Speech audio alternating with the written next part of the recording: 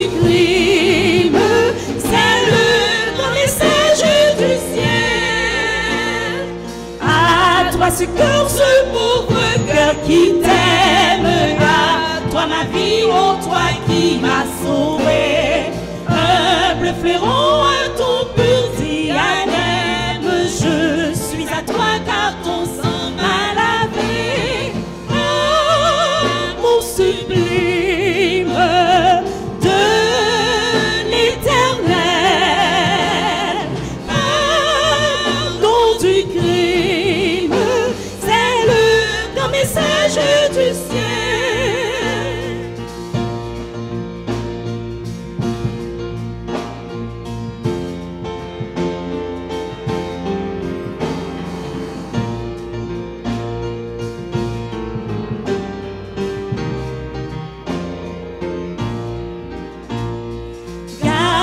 Mon Dieu, protège ta conquête, trop faible hélas pour combattre sans toi, et que bientôt dans l'éternel fête, avec les tiens je contemple mon roi.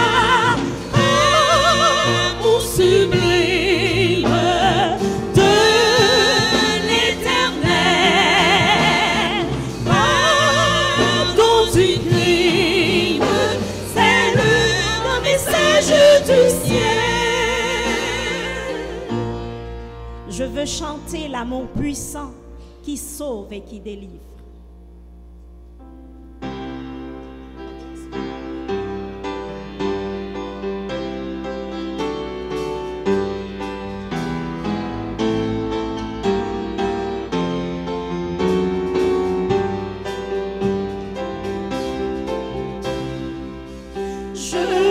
Chanter l'amour puissant qui sauve et qui délivre, qui remplit mon cœur maintenant de joie et me fait vivre. Je veux chanter, chanter de tout mon cœur l'amour de Dieu.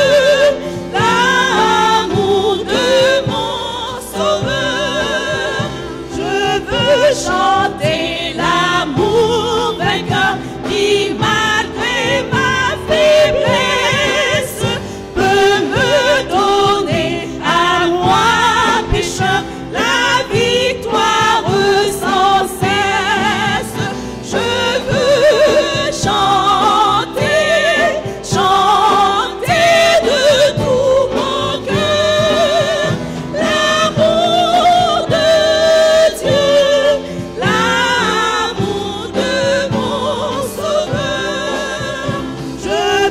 Chanter le tendre amour qui dans les jours de peine rend le poids du chagrin moins lourd, consolera ses veines. Je veux chanter, chanter de tout mon cœur l'amour de Dieu.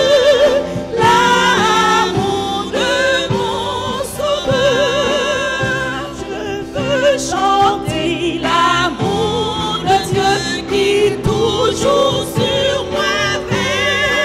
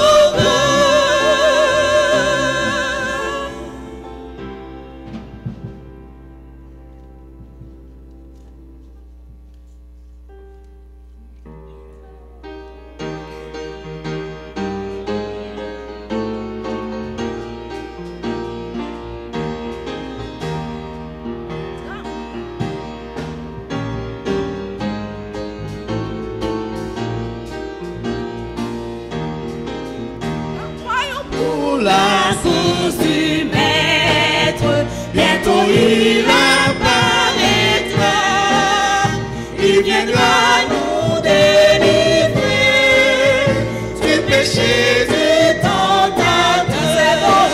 C'est en Jésus que la vie est belle, notre victoire est assurée, notre bien est en lui seul. Jésus, tu es tout pour nous, il y a de la joie en Jésus-Christ, la paix et la liberté, la douceur, la sainteté. Jésus, tu es tout pour nous. C'est en Jésus que la vie est belle, notre victoire est assurée, notre bien est en lui seul. Jésus, tu es tout pour nous, il y a de la joie en Jésus-Christ, il y a de la paix en Jésus-Christ, il y a du bonheur en Jésus-Christ. Jésus, tu es tout pour nous. C'est en Jésus que la vie est belle, notre victoire est assurée, notre bien est en lui seul. Jésus, tu es tout pour nous, il y a de la grâce en Jésus-Christ, il y a de la paix en Jésus-Christ, il y a de l'amour en Jésus-Christ. Jésus, tu es tout pour nous. C'est en Jésus que la vie est belle, notre victoire est assurée, notre bien est en lui seul. Jésus, tu es tout pour nous. Jésus, tu es tout pour nous. Jésus, tu es tout pour nous. Amen. Jésus est tout pour nous. Asseyez-vous, que le Seigneur vous bénisse tous. Très heureux de vous revoir une fois de plus. Nous croyons que le Seigneur, dans sa grande bonté, a veillé sur nous. Il nous a protégés. Nous n'avons pas eu le privilège d'adorer avec vous hier soir, mais nous sommes certains de la présence du Saint-Esprit dans vos vies. Dieu vous a visité chez vous. Il n'a pas manqué à répandre sur vous en abondance ses bénédictions. Et d'ailleurs, si vous et moi, nous sommes présents aujourd'hui, c'est parce qu'il a été bon envers nous. Sa bienveillance n'a pas de contestation. Sa bienveillance n'a pas de manière de la décrire. Sa bienveillance demeure la richesse la plus importante que nous puissions avoir dans la vie. Et pour tout ce que l'Éternel a accompli dans notre existence, nous voulons laisser échapper de nos poumons l'expression de nos cœurs reconnaissants en nous écriant: notre âme bénit l'Éternel, que tout ce qui est en nous bénisse son Saint-Nom. Notre âme bénit l'Éternel et n'oublie aucun de ses bienfaits. J'aurais aimé que vous touchiez la personne qui est à votre gauche ou à votre droite et que vous lui disiez: je suis heureux d'être ici ce soir.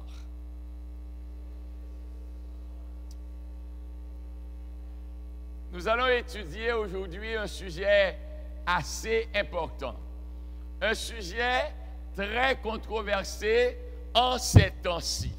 Nous allons étudier avec vous sous le titre « La solution à toute crise ». La solution à toute crise, le sujet du mariage. Quel est le titre de notre méditation aujourd'hui? Quelle que soit la crise à laquelle vous faites face, il y a une solution.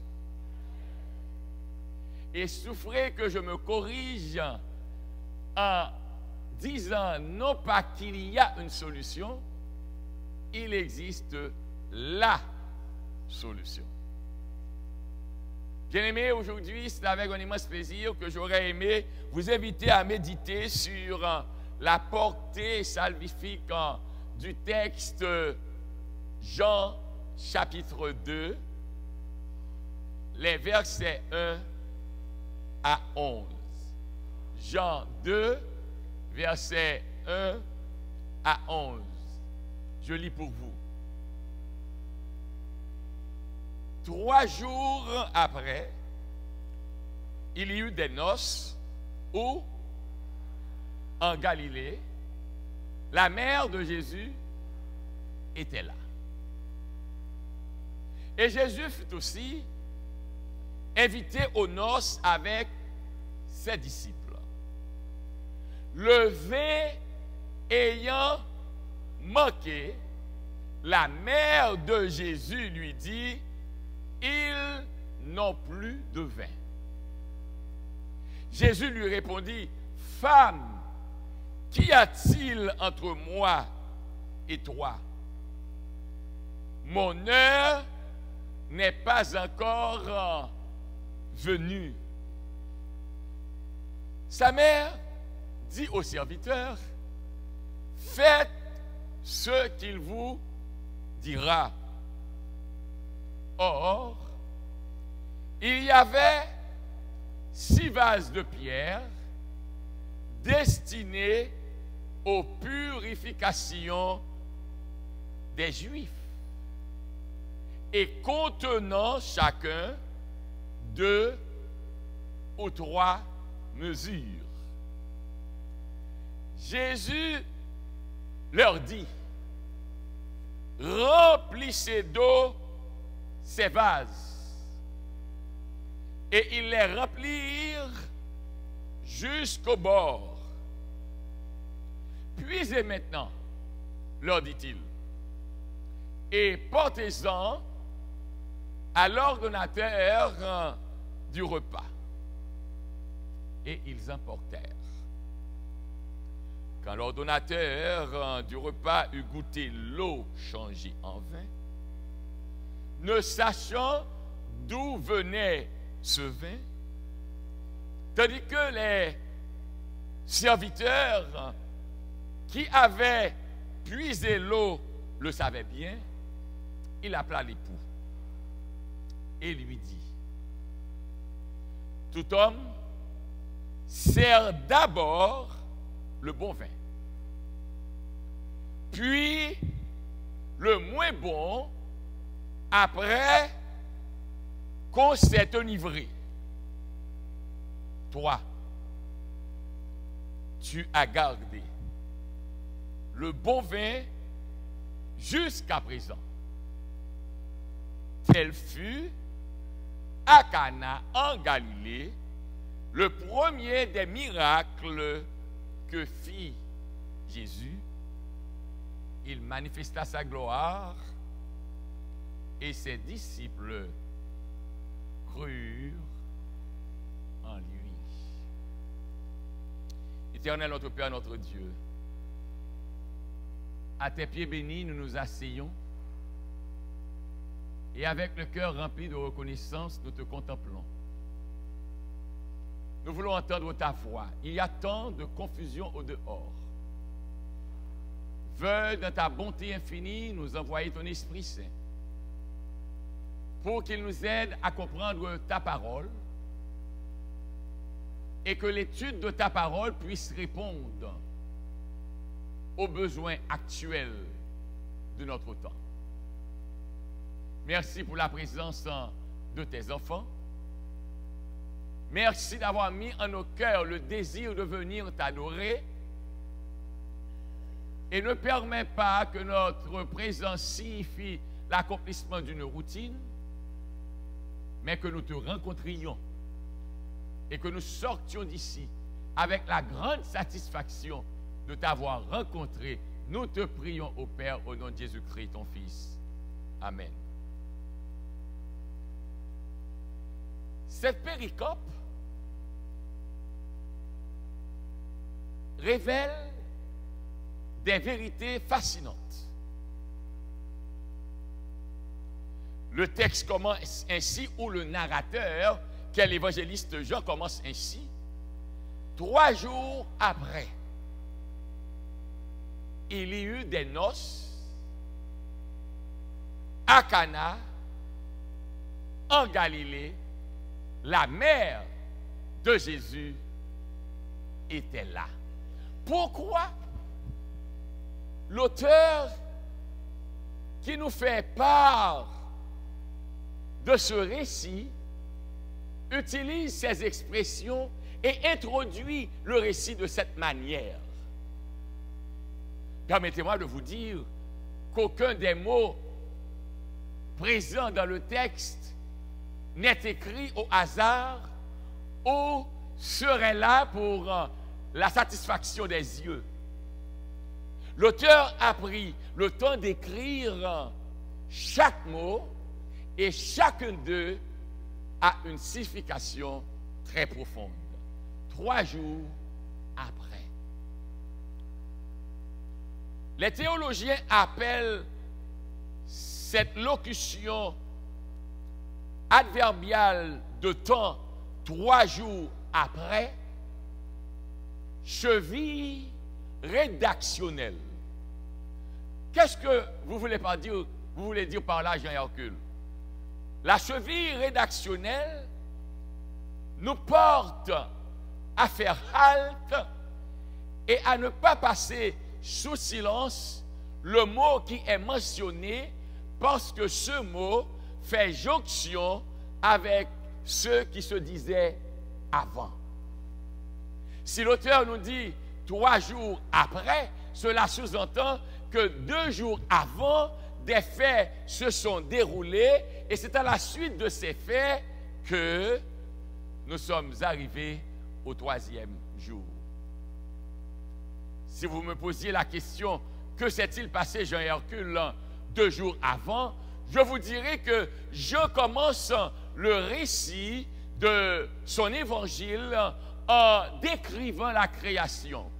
Il nous décrit la création sous une autre perspective, sous un autre angle.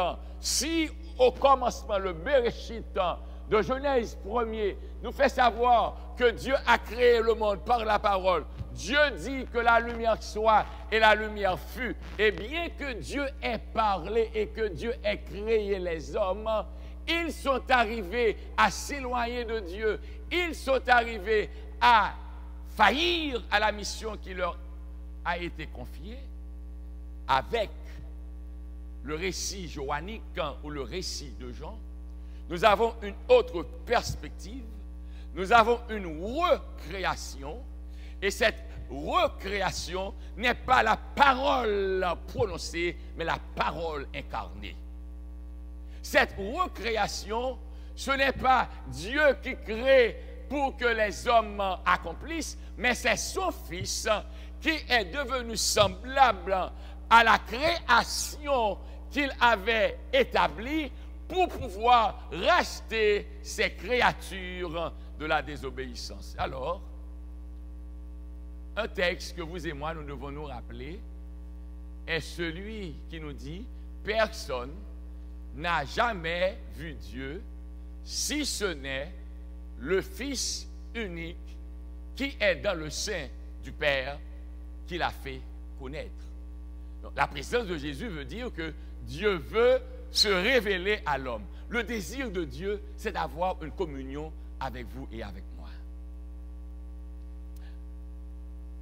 Jésus a sillonné, et voici que Jean, son cousin, car Marie et Élisabeth sont cousines, bien que Jean soit tombé dans les entrailles d'Élisabeth avant que Jésus soit conçu dans les entrailles de Marie. Et vous vous rappelez la manière dont Élisabeth a béni sa cousine quand elle l'a vue, quand Marie finalement, dans son désespoir, n'ayant jamais eu de relation avec aucun homme, ayant appris qu'elle allait être la mère du Sauveur, bien que ce fut un acte divin, elle ne pouvait résister à l'idée de ce que les gens diraient. Elle s'est rendue chez sa cousine et arrivée, la cousine a confirmé que dans son sein demeure le Sauveur. C'est ce Jean qui plus tard va se tenir et va voir Jésus. Et il s'exclamera, voici l'agneau de Dieu qui ôte le péché du monde. Bien-aimés frères et sœurs, personne sur la terre ne peut accorder le pardon des péchés si ce n'est que Jésus-Christ de Nazareth.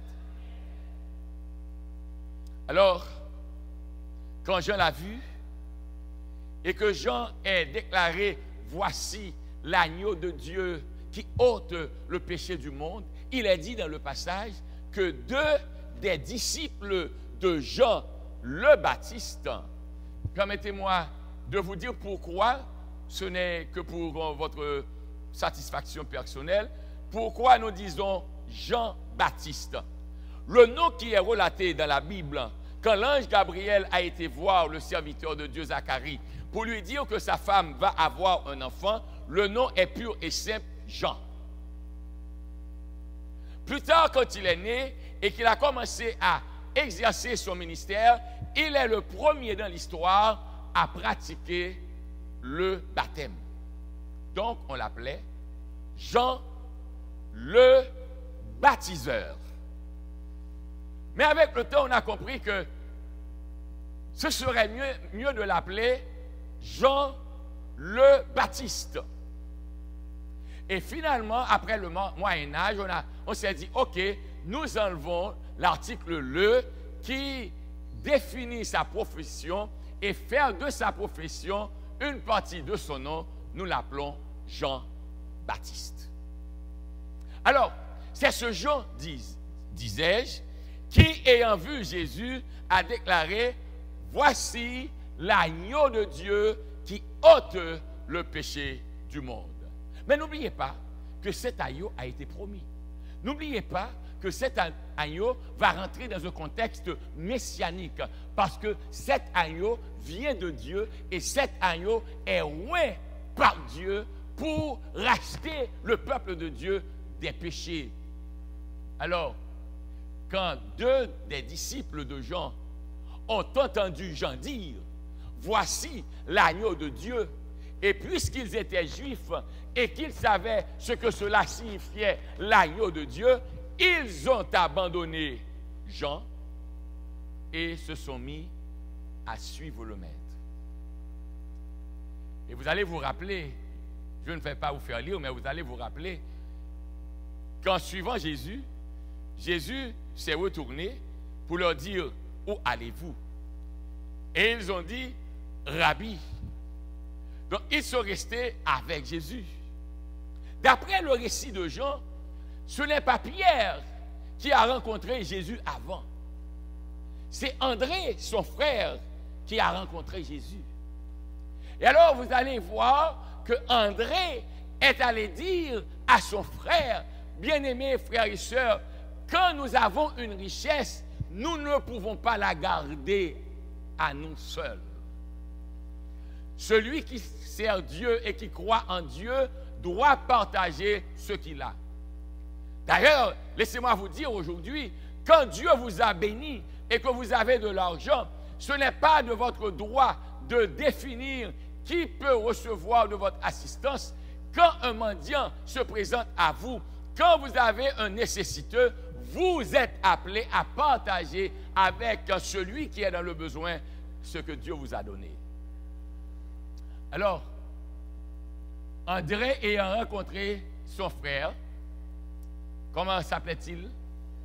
Simon, a dit à Simon que nous avons trouvé le Messie. Et Simon a suivi son frère pour aller trouver le Messie. Et quand il a trouvé le Messie de dire, tu ne seras plus Simon, mais ton nom sera Pierre. Et Jésus a continué le chemin. Il a rencontré par la suite Philippe.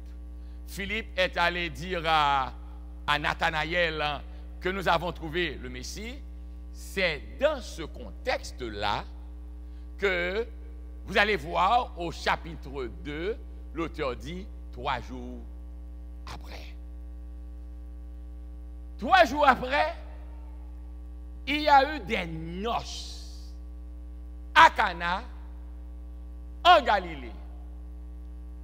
Laissez-moi vous rappeler que Cana est la ville de Philippe. Et Nazareth, que Philippe, pardonnez-moi, de Nathanaël. Et Nazareth, que Nathanaël discréditait, est la ville d'où le Sauveur est venu. Mais Cana se trouvait au nord-ouest de Nazareth, à 27 km. Vous estimez que 27 km, pour nous qui avons vécu en Haïti et qui avons professé le ministère, ce n'est rien pour nous. Nous avons marché plus que 27 km. Parce que quand vous prenez quelqu'un qui laisse Cabaret, la ville de Cabaret, pour se rendre à la Coupe Mardi Gras et marcher pendant 11 heures de temps et demi afin d'y arriver, 27 km ne représente absolument rien. Alors, Jésus est arrivé à Cana. Et regardez très bien, bien que ce ne soit pas pour vous un facteur trop important, mais regardez très bien que Jean, si vous ne l'avez jamais découvert, regardez, je veux partager cette information avec vous, Jean reprend le récit de la création. Car dans Genèse, quand nous regardons le récit chapitre 1er et chapitre 2, nous allons voir que Dieu, après avoir créé l'homme, la première institution est le mariage. Tout comme Jean, après avoir défini la parole et après avoir présenté le Sauveur, la première institution à laquelle Jésus va manifester sa gloire est le mariage. Bien-aimés, Dieu accorde une valeur importante au mariage. Le mariage n'est pas une invention humaine. Le mariage n'est pas le résultat des trouvailles humaines. Mais le mariage est dans la pensée de Dieu de toute éternité et le mariage est établi pour la sanctification et la procréation. 2 termes. J'ai dit que le mariage est établi pour la sanctification et la procréation. Mais bien aimés, permettez-moi de vous dire avec toute la sagesse que Dieu soit en mesure de m'accorder, de vous accorder, que Dieu n'est pas le Dieu de la confusion. Dieu sait ce qu'il fait. Il est précis dans ses agirs. Dieu a créé la sexualité. J'aurais aimé que tout le monde sache que le sexe n'est pas laid. J'aurais aimé que l'on sache que le sexe est la bénédiction de Dieu. Dieu n'a pas créé 2 hommes ou 2 femmes, Dieu a créé un homme et une femme.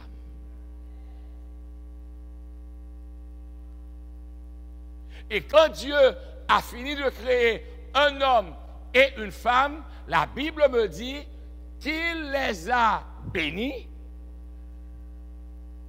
et leur a donné la possibilité de procréer.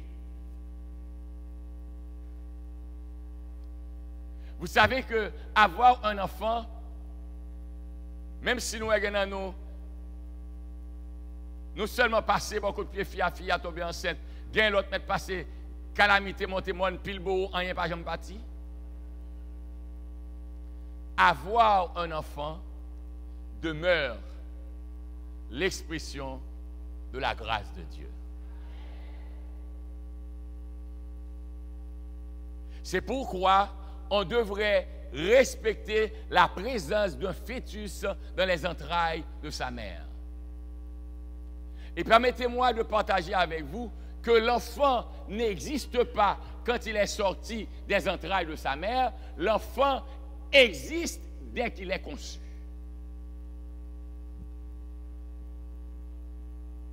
C'est une histoire assez pénible et assez longue. Beaucoup d'entre nous sont des épaves. Des épaves. Beaucoup d'entre nous, nous n'arrivons pas à bien vivre sur la terre parce que dès notre conception, nous avons compris que nous n'avons pas été acceptés. Que voulez-vous dire par là, Jean-Hercule? L'enfant qui est né, plus tard, dans sa vieillesse ou dans sa maturité, va afficher des comportements et les comportements qu'il affichera révéleront que dès sa conception, il a réalisé qu'il était bienvenu ou qu'il était un accident. Un père qui aime son enfant doit protéger sa femme. Un homme qui se respecte et qui connaît combien il s'attache à sa personne ne peut pas donner un enfant à une femme et s'en aller. C'est mon enfant, c'est moi. Quand vous vous aimez, quand vous accordez de la valeur à votre personne, vous n'allez pas permettre à quelqu'un d'autre de prendre soin de vous-même. Vous devez être responsable. Donc l'enfant, dès sa conception, maîtrise déjà la joie d'être accepté ou se met en révolte contre l'idée d'être rejeté. Mais on ne peut pas avoir d'enfant d'après le plan de Dieu en dehors de la bénédiction de Dieu. Je répète. On devrait avoir d'enfants en dehors de la bénédiction de Dieu. Car le sexe n'est conçu que dans le cadre du mariage.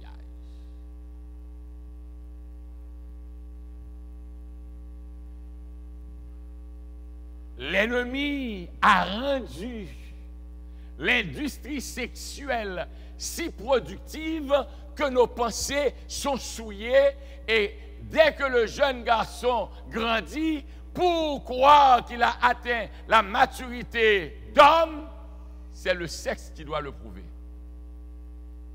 Et la jeune fille elle-même, dans sa naïveté, croyant qu'elle est aimée, va prouver qu'elle aime, et quand le résultat est la grossesse, êtes-vous folle, ma chère? Je ne suis qu'un jeune garçon. Mais Dieu, dans sa grande sagesse, pour rendre la terre peuplée, a ordonné à Adam et Ève, dans le contexte du mariage, de croître, de multiplier et de reproduire. Le mariage est là pour la sanctification de l'homme et pour la procréation de l'humanité. Quand je me respecte, je trouve la fille que j'aime, j'attends le mariage, le pasteur prie sur moi et que le soir, je vais pour la première fois découvrir cet enfant. Le Seigneur est assis sur son trône, il se croise les pieds et puis il dit, mettez à terre Simon Maillot. Il éprouve du plaisir à nous voir, nous adonner à cette activité parce que nous avons obéi à sa volonté. Mais quand dans notre chaleur humaine, nous n'arrivons pas à nous soumettre à ce que Dieu a dit, et que nous nous trouvons derrière les bois, derrière les fenêtres ou derrière les portes, et que nous devons rechercher les ténèbres pour qu'on ne nous voie pas, aussi vrai que nous recherchons un endroit isolé, les ténèbres, pour faire cela, c'est aussi vrai que Dieu ne peut pas nous regarder. Il est obligé de nous donner le dos. Je me rappelle le jour de mon mariage, après avoir passé du temps avec les amis et les parents, j'allais avoir mes lunes de miel à Ouangabé.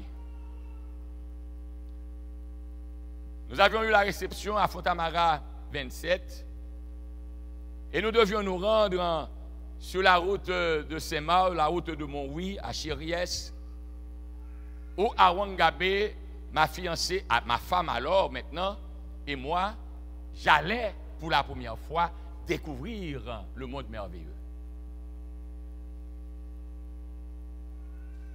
Mais je ne sais pas ce qui s'est passé. La sœur de mon épouse, son papa et le mari de sa sœur, ils nous ont suivis.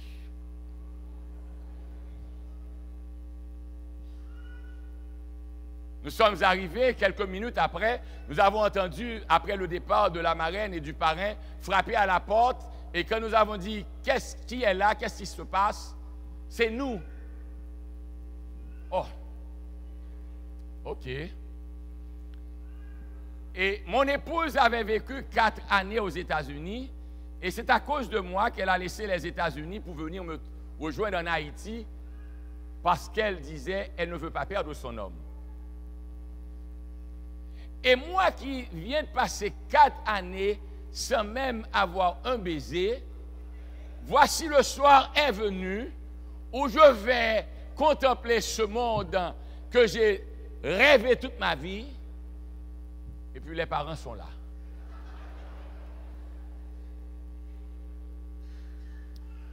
Par gentillesse, nous sommes restés à parler pendant 45 minutes, et après 45 minutes, j'ai regardé ma montre et j'ai dit à Père Albert, Maurice, à sa sœur Altida et à mon beau-frère Jacques Chiba. Bon, vous savez, hein, Père Albert, quand j'étais fiancé, je ne pouvais pas rester à une certaine période chez toi. Il y avait une heure à laquelle je devais laisser. Donc je crois que c'est pour toi l'heure de partir avec les autres.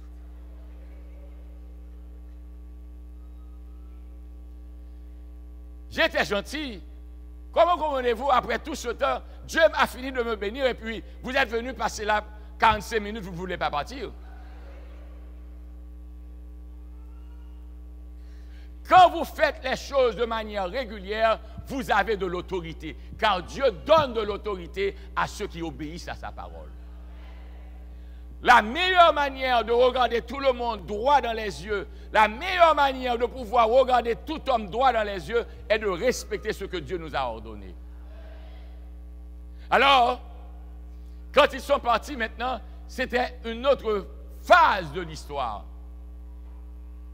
Quand je lui ai dit, ok, nous allons nous baigner, va donc te baigner d'abord. J'ai dit, mais non, nous allons nous baigner. Je suis fatigué, va donc te baigner d'abord. Je suis allé prendre la douche. Et au retour, elle est encore là, va donc te baigner maintenant.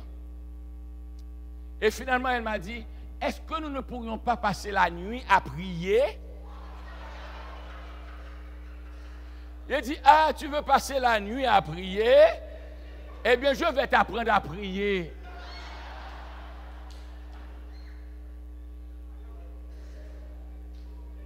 Imaginez-vous cela. Là, la réalité est là, vous me parlez de prier.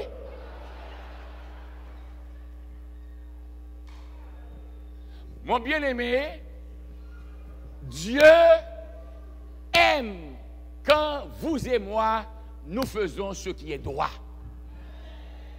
Dieu se réjouit de voir que notre désir, notre passion et notre souci demeurent l'accomplissement de sa volonté.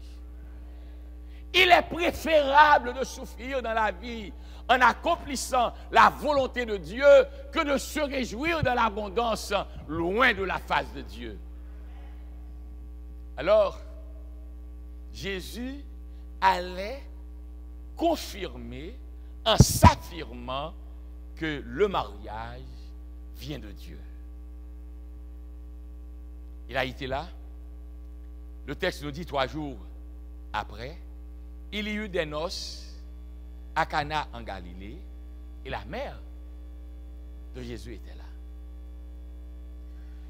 Les théologiens auraient dit que Jésus, nous semble-t-il, aurait une relation avec soit le marié ou la mariée. Nous sommes dans le contexte juif. Et la mère de Jésus, d'après les commentaires, serait membre de l'équipe qui planifiait les noces. C'est pourquoi le texte nous dit « Et la mère de Jésus était là ». Puisque Jésus aurait eu une relation avec les mariés, Jésus est venu avec ses disciples. Le texte ne nous dit pas combien de disciples étaient avec Jésus. Mais sachez bien, Jésus ne passe jamais quelque part pour que des gens ne le suivent pas. Par conséquent, l'auteur n'a pas pris le temps de mentionner le nombre des disciples parce que il semblerait que à voir Jésus prendre la direction de Cana, d'autres personnes se mettraient à le suivre. Vous savez que les noces que nous avons de nos jours ne représentent pas vraiment la manière dont la tradition hébraïque ou juive célébrait les noces. Et quand on nous dit que le vin va à manquer, sachez bien que le premier élément qui ouvre le mariage, c'est le vin. Et sachez que le mariage, dans la culture hébraïque, en ce temps-là, et je peux vous inviter à faire les recherches, à aller sur Google et porter comment célébrer un mariage dans la tradition juive. Et vous pourrez lire la manière dont on le fait. Alors, il est dit que le mariage, en tout, dure 7 jours. Donc, il va falloir faire des provisions pour 7 jours. Et je vous rappelle encore que le premier élément qui ouvre le mariage avant même qu'on mange, avant même qu'on prie sur le couple, c'est le vin, qu'on appelle le vin des bénédictions. Voici que les gens planifiaient le mariage, sachant qu'il y a parent, un tel, parent, ils se sont dit, OK, avec Marie, que cela pourrait être tant d'argent, ou tant d'invités, ou tant de personnes. Mais on oublie, quand Jésus vient toujours en abondance. Donc, il ne pouvait nullement avoir à l'esprit qu'ils auraient à faire face à cette pluralité de gens. Le vin a manqué. Et le texte nous dit que la mère de Jésus est allée dire à Jésus, ils n'ont plus de vin. Et j'aurais aimé que vous preniez le temps de comprendre la réponse de Jésus. L'attitude de la mère et l'attitude du fils. Le texte me dit que Marie est allée dire à son fils. pourquoi, selon vous, Marie est allée dire à son fils qu'il n'y a plus de vin? Premièrement, comprenez bien que Marie faisait partie de l'équipe devant planifier les noces, s'est sentie mal à l'aise. Et que les murmures, les complaintes, les critiques, le discrédit, tout cela va être de son lot également. Alors, pour éviter une honte et pour se tirer d'affaire, Marie a cru: ah, mon garçon n'est-il pas de Dieu?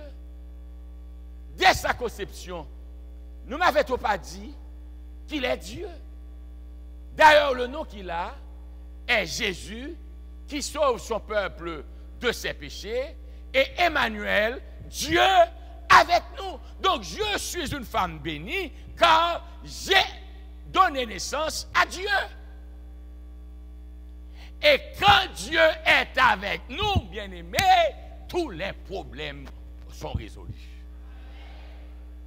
Alors, sachant que son fils est Dieu, et n'oubliez pas que Jésus commence son ministère, le récit de la Bible nous fait comprendre qu'à 12 ans, en se rendant à Jérusalem, les parents n'ont pas réalisé qu'il est resté dans le temple, et après ces 12 ans, on n'a rien relatant la vie de Jésus, mais on va le retrouver à 30 ans, son baptême, au début de son ministère.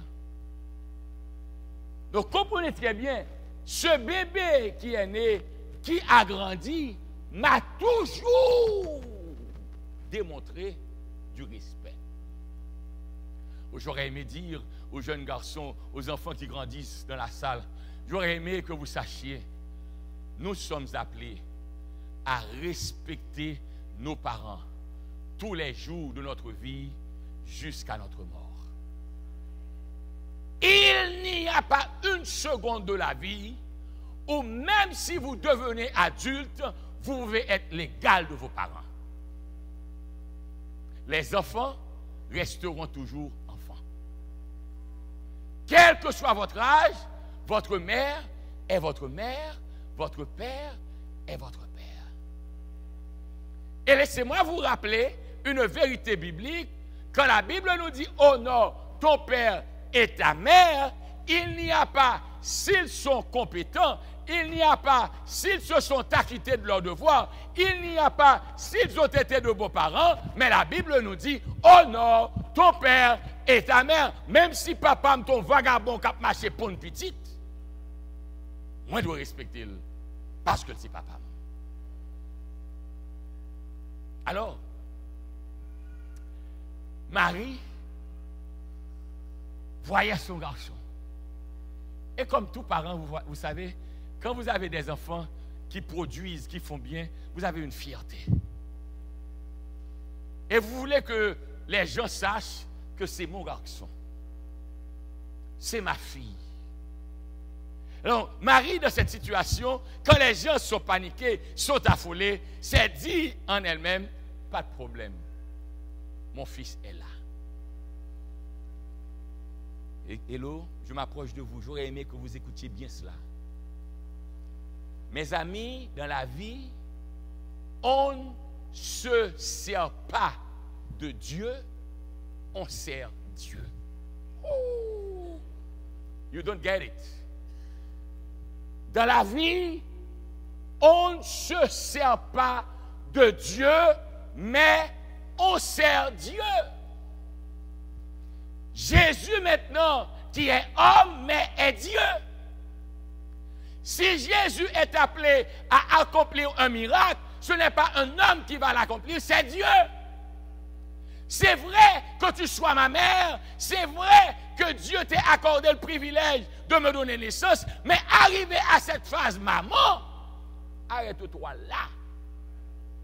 Tu n'as plus de pouvoir sur moi, tu ne peux plus me dire ce que je dois faire, tu ne peux plus intervenir parce que la mère, en disant à son fils Jésus qu'il n'y a plus de vin, laisserait comprendre que Jésus est capable de donner du vin. Comment donner du vin? Pas avec de l'argent, mais avec son pouvoir divin. Dans votre relation avec Dieu, vous devez dire à votre mari, arrêtez-vous là.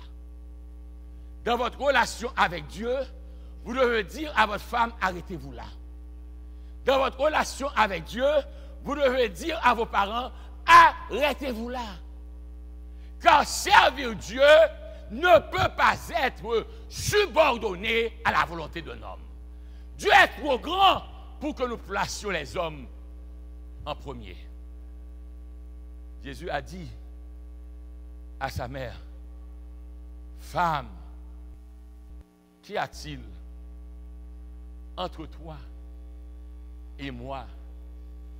Mon heure n'est pas encore venue. Je suis très heureux que j'ai une sœur qui ne parle pas notre langue, mais ne te fais pas de soucis. Je vais dire quelque chose dans notre langue, peut-être que tu comprendras, mais après je reprendrai tout ce que je vais dire dans ma langue. Zamim, plus gros problème nous, dans servir bon Dieu, nous croyons, dans toute faiblesse nous gagnons, nous cap passer bon Dieu l'ordre. Bon Dieu pas prendre panique.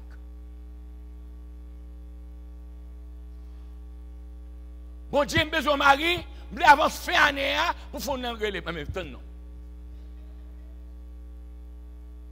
Bon Dieu, j'ai besoin de passer l'examen, je avant fin année, c'est bon Dieu, pas prendre panique, il est Dieu.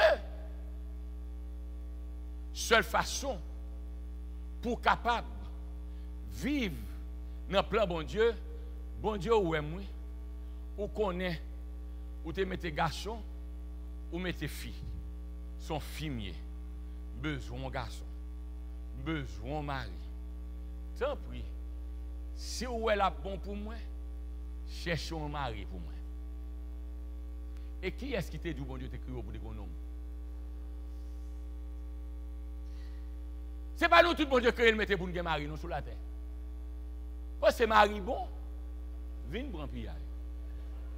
Alors, ce qui s'est passé, Jésus veut faire comprendre que dans la relation nous avec lui, on a l'heure pour chaque bagaille. Et tant que l'heure n'est pas arrivé, nous avons monde qui fait bouger. Et on met fait bouche ou longue, tant que l'île lagonave, pourquoi on intimider, bon bouche ou a une lagonave même, parce que lui-même il pas prend panique. Je reprends. Il doit y avoir une relation de confiance entre nous qui servons Dieu et le Dieu que nous servons. Nous devons nous rappeler qu'il est Dieu. Il n'est pas borné. Il n'est pas limité. Il fait ce qu'il veut, quand il le veut. Et le fait par nous d'être angoissés, le fait par nous de révéler qu'il y a une urgence, notre urgence n'est pas celle de Dieu. La meilleure attitude à adopter quand nous faisons face à une crise et que nous soupirons après l'intervention divine, c'est de nous livrer totalement entre ses mains et de nous rappeler, tant qu'il n'aura pris la décision d'intervenir, rien ne pourra nous détruire. Mais alors que vous ne voulez pas attendre et que vous croyez par vos angoisses, votre anxiété, vos inquiétudes, votre colère, vous allez pouvoir le porter à agir? Non. Vous aurez sucre ou diabète, vous aurez sel ou hypertension, et finalement vous mourrez. J'aurais aimé aujourd'hui lancer un appel, je ne sais pas à qui je parle, mais l'Esprit Saint sait très bien. Je veux vous dire, mon frère ou ma soeur, allez doucement. Cessez de vous agiter. Cessez d'être angoissé. Dieu vous aime. Il vous voit. Il vous connaît. Il sait pourquoi il vous a permis d'être dans cette situation et autant manqué, il a déjà signé votre délivrance. Alors le texte nous dit que Jésus a déclaré à sa mère, « Femme, qu'y a-t-il entre toi et moi ?» Comprenez très bien que la réponse de Jésus, tout en paraissant arrogante ou blessante, demeure une réponse de politesse, car jamais dans la vie de Jésus, il n'y a eu de moment d'arrogance. On peut l'accuser d'arrogant, mais Jésus est un jeune homme bienveillant, un gentil homme. Jésus est le symbole de la gentillesse, de la tendresse, de la patience, de la courtoisie et de la bonté. Donc jamais il ne se serait exprimé de manière à blesser sa mère. Et il a parlé à la maman a compris que la mère est allée dire aux serviteurs, faites tout ce qu'il vous dira. De nos jours, le grave problème que nous avons de l'adoration de Dieu, c'est que nous voulons dire à Dieu ce que nous voulons lui offrir comme adoration, mais nous ne voulons pas adorer Dieu pour qui il est et pour ce qu'il demande. Je regrette que vous n'ayez pas entendu ce que j'ai dit. Et je reprends. Nous ne servons pas Dieu pour qui il est. Nous servons Dieu à notre manière, selon notre goût. Vous entendrez la personne, elle vous dira, oh, aujourd'hui, je n'ai pas été édifié. Tout est sans charme. Le prédicateur ne peut pas parler. Les chants, oh, d'où sont-ils sortis avec ces gens-là? Non. Le vrai adorateur qui vient adorer Dieu trouvera toujours quelque chose d'édifiant dans le service de Dieu. Cela ne veut pas dire que Jean Hercule fait la promotion de la médiocrité. Non. Mais cela veut dire quand l'ennemi voudrait se servir de distraction pour vous porter à croire que vous n'avez pas rencontré Dieu, dites à l'ennemi, arrière de moi, je veux adorer mon Seigneur.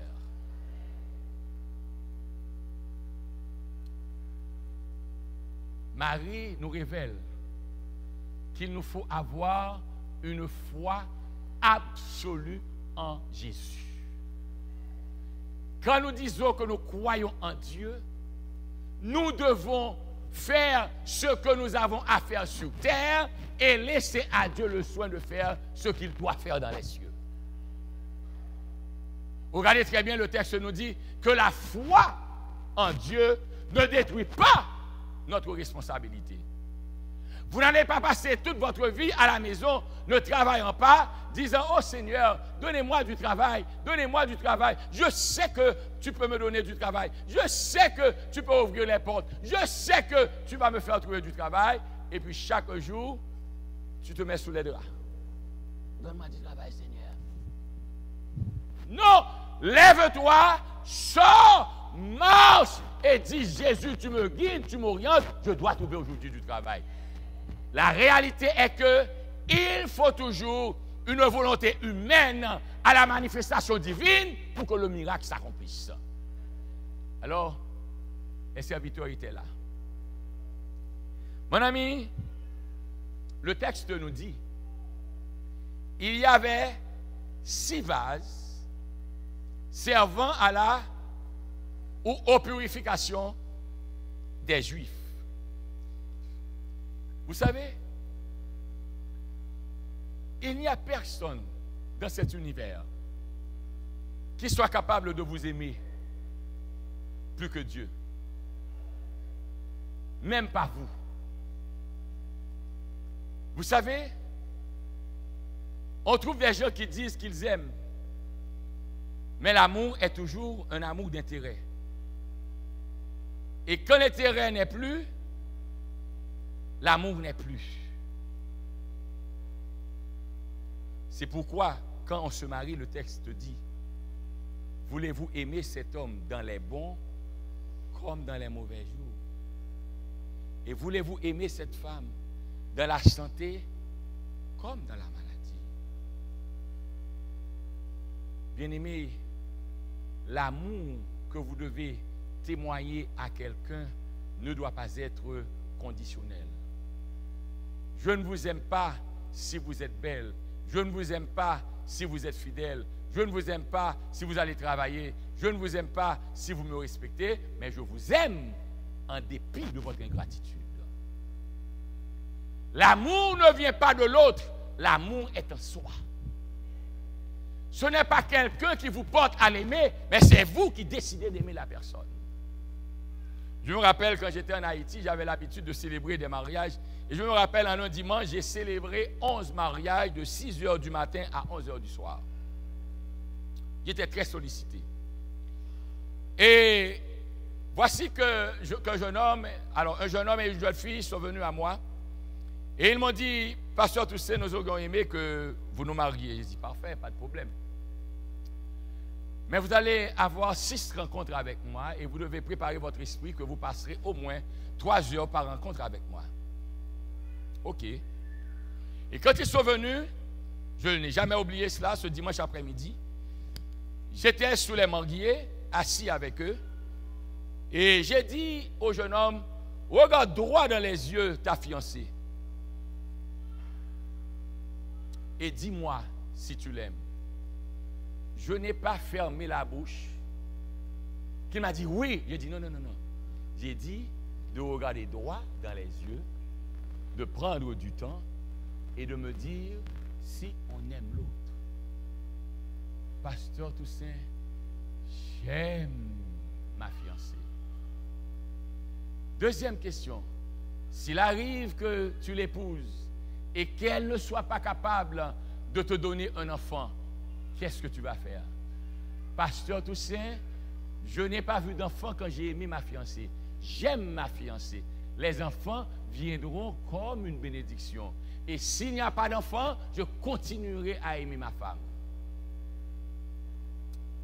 OK? Regarde-toi dans les yeux ton fiancé. Et dis-moi si tu l'aimes. 5 minutes se sont écoulées, elle regarde, elle ne peut pas donner une réponse. Et j'ai dit, j'attends une réponse de toi.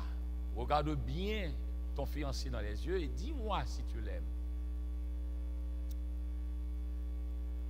Pasteur Toussaint, n'importune pas ma fiancée, même si elle ne m'aime pas, mais je vais lui apprendre à m'aimer. Et je lui ai dit, sortez de chez moi, trouvez un autre pasteur. Ah mais non, c'est vous que nous voulons. Vous pouvez vouloir de moi, mais je ne veux pas de vous.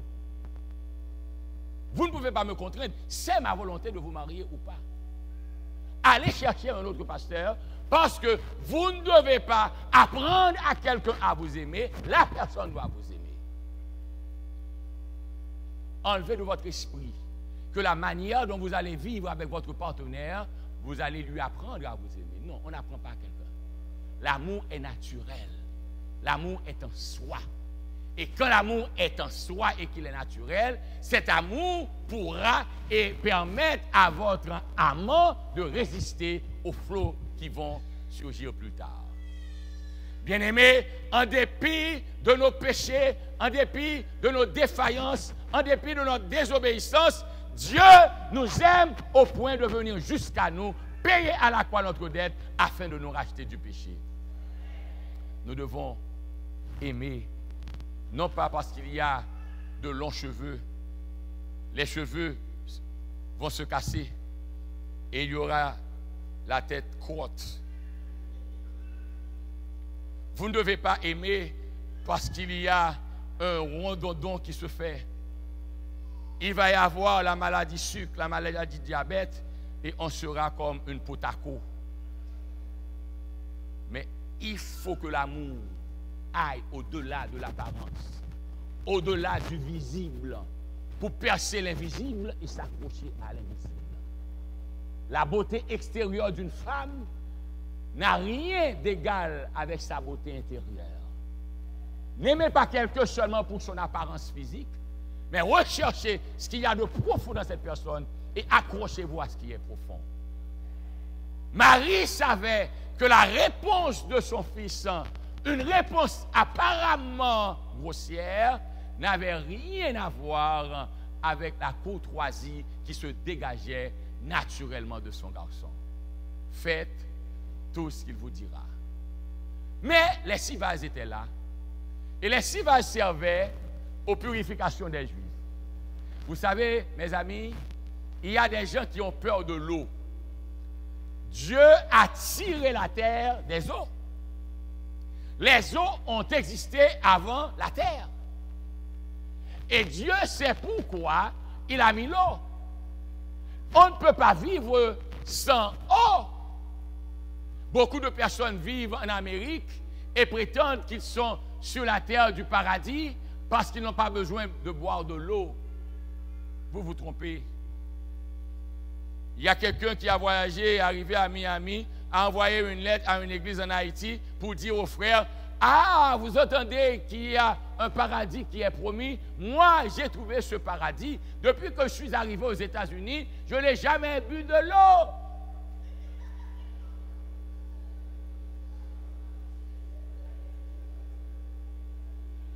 Dieu nous a donné l'eau, nous devons l'utiliser, nous devons boire de l'eau.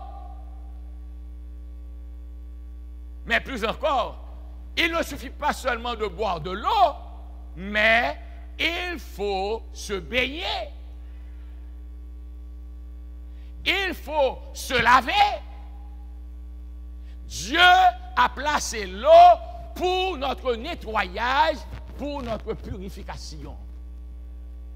Et vous le verrez plus tard avec moi, même au moment où nous croyons que le sang de Jésus nous a racheté de nos péchés, il faut également comprendre que Jésus, tout en nous rachetant de son sang, avec son sang, de nos péchés, nous recommande l'eau. Nous devons boire de l'eau, nous devons nous laver les yeux avec l'eau, nous devons nous baigner, nous préparons à manger avec l'eau. L'eau rentre dans tous les aspects de notre vie. Mais les vases étaient vides. Regardez très bien, il y a 6 vases. Le chiffre 6 représente le chiffre de l'incomplet. 6, c'est 7 moins 1. 7 est le chiffre de la perfection, de la plénitude. Mais 6 est le chiffre, est le chiffre de la rébellion contre Dieu ou le chiffre de l'incomplet. Les 6 vases étaient là. Bien-aimés, laissez-moi vous dire, pour compétent que vous soyez, pour beau que vous soyez, pour renommé que vous soyez, si vous n'avez pas Jésus dans votre vie, vous êtes incomplet. Et pour être complet que vous puissiez être, dès que Jésus intervient, vous devenez complet.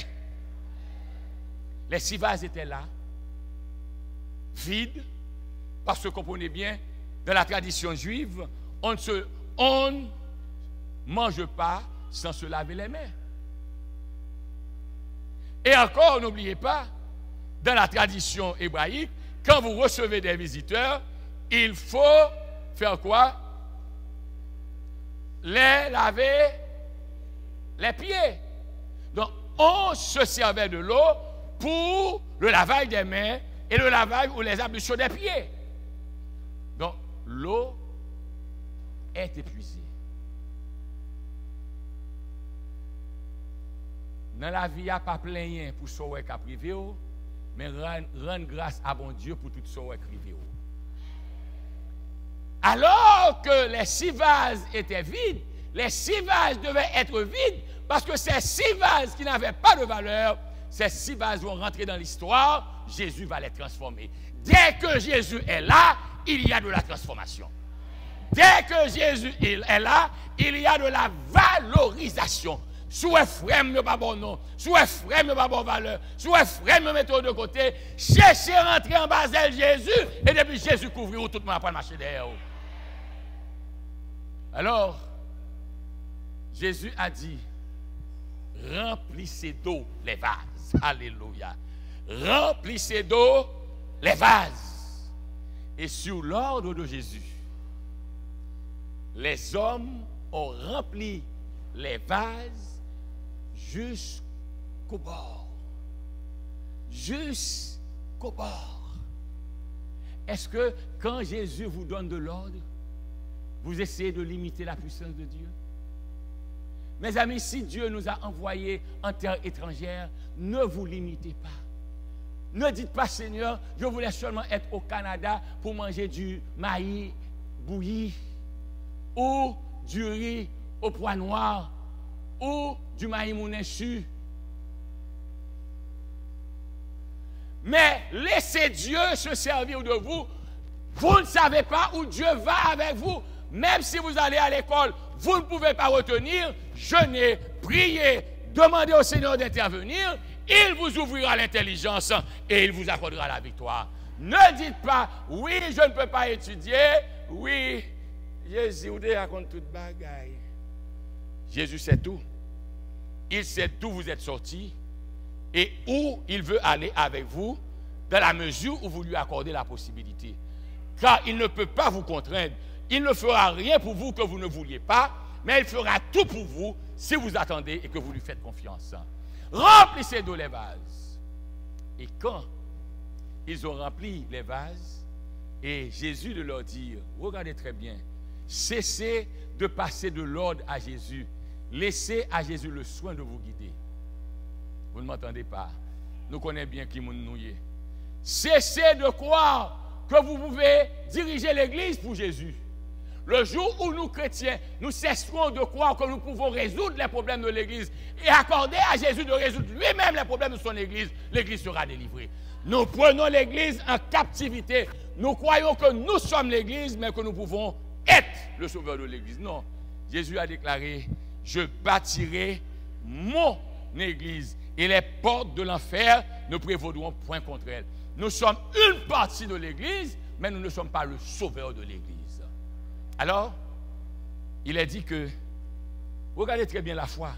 Regardez très bien la foi. Le texte n'a pas dit, dès qu'ils ont mis l'eau, l'eau est devenue vin.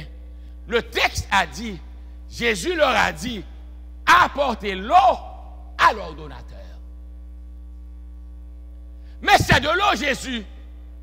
Jésus ne te demande pas de réfléchir. Jésus te demande d'obéir. Même si tu vois l'eau à tes yeux, mais c'est déjà levé. Je te dis d'apporter, et tant que tu ne te déplaces pas, tu ne vas pas voir le miracle. C'est pourquoi la foi nous porte à dire merci avant même que nous recevions ce après quoi notre âme soupire. Et quand ils ont apporté, l'eau changée en vin. Le texte n'a pas dit l'eau est changée en vin.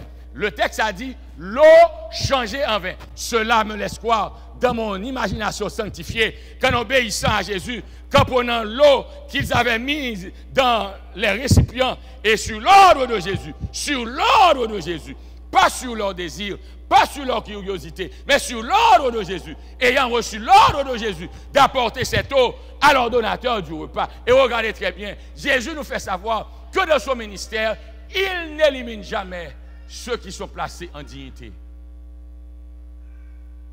En pile fois dans la vie, nous voulons paraître. Tout le monde doit voir c'est moi qui fais.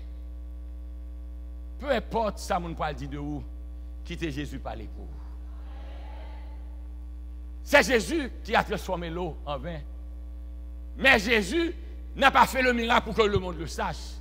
Il n'y a que sa mère, il n'y a que les serviteurs qui ont su d'où l'eau changée en vin est sortie. Et regardez très bien, le texte nous dit, l'ordonnateur, n'ayant pas su d'où cela est sorti, a appelé le marié pour lui dire, mon cher, tout homme sert le bon vin, puis le moins bon.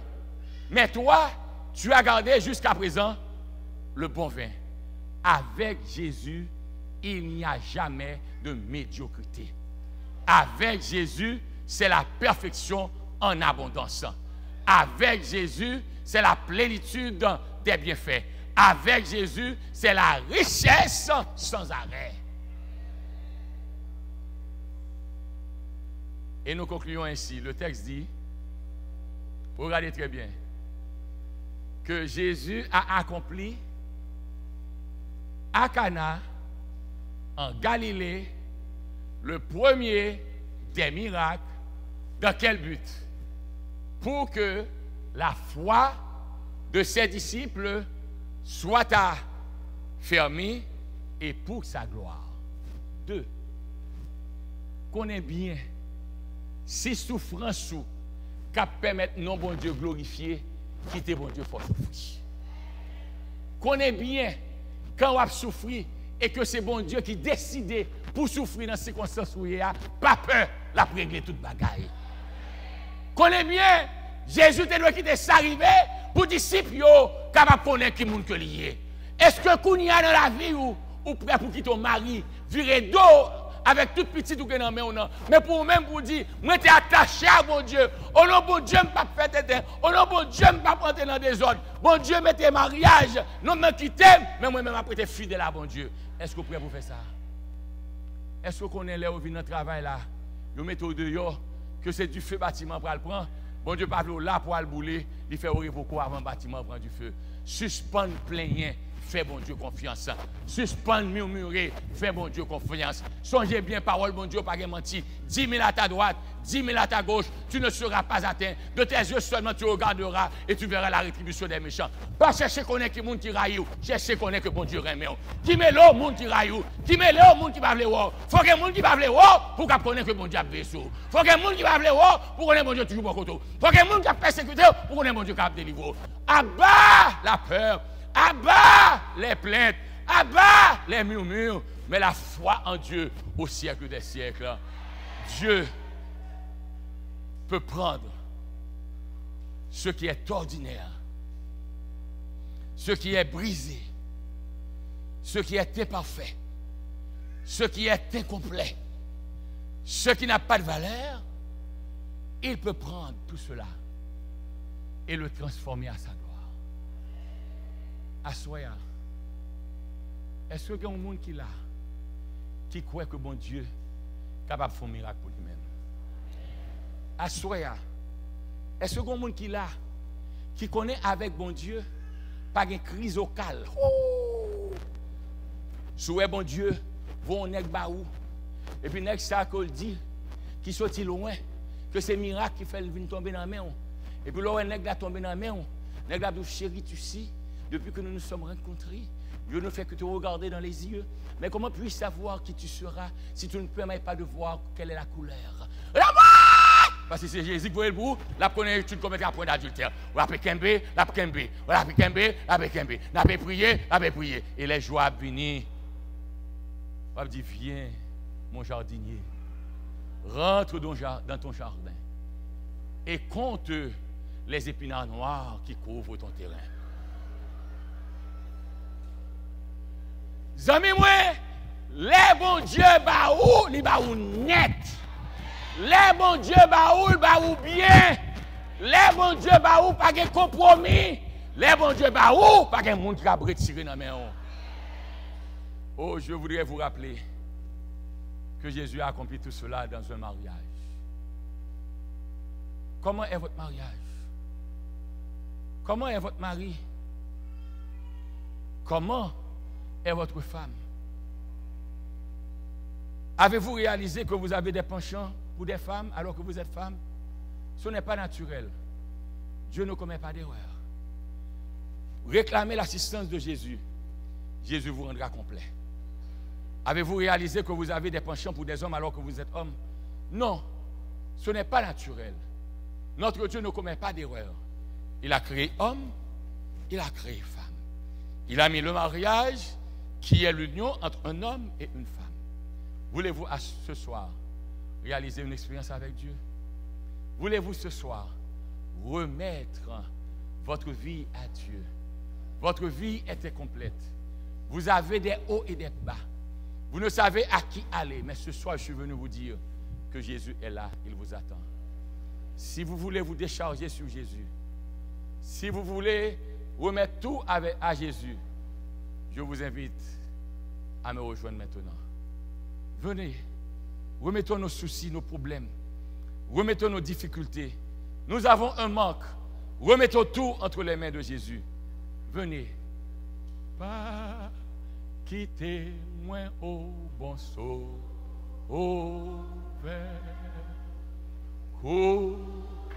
T'écrier moi.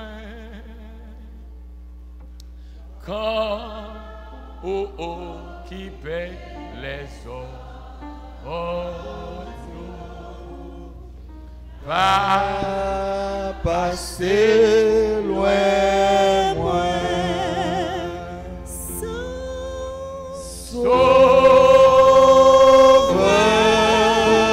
sauveur, où t'es prié, moi.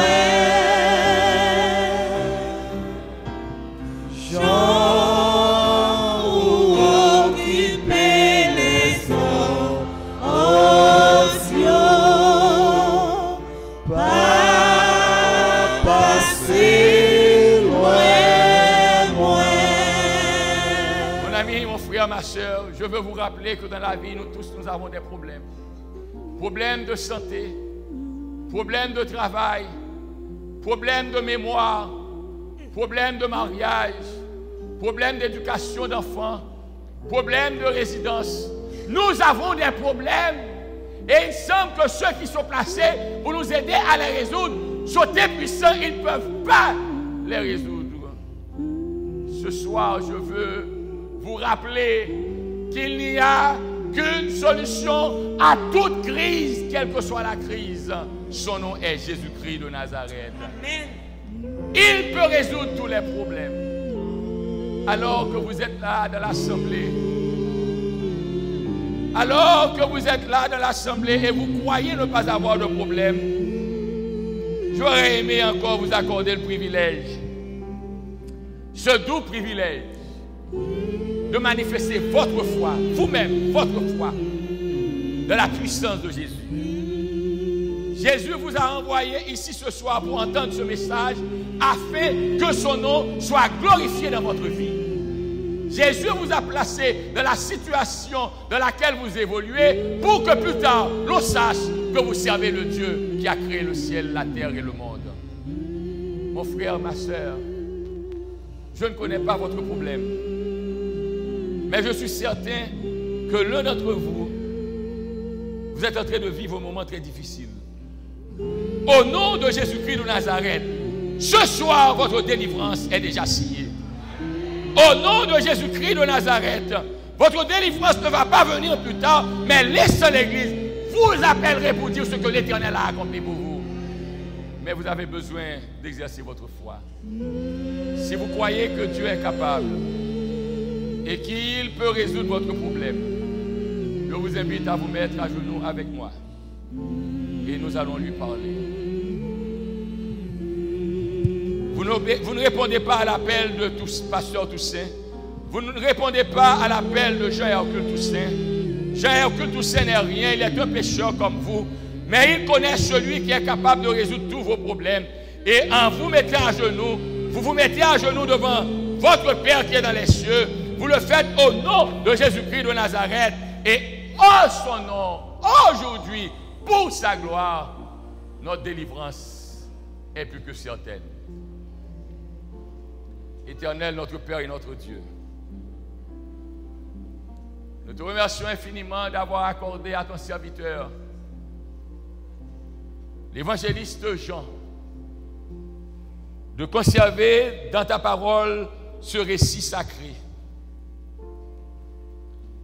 Nous apprenons par ce récit que tu as toi-même institué le mariage. Nous comprenons que le mariage est l'union entre l'homme et la femme. Et nous sommes heureux de savoir que c'est toi qui as béni le mariage et ce que tu as béni est béni pour l'éternité.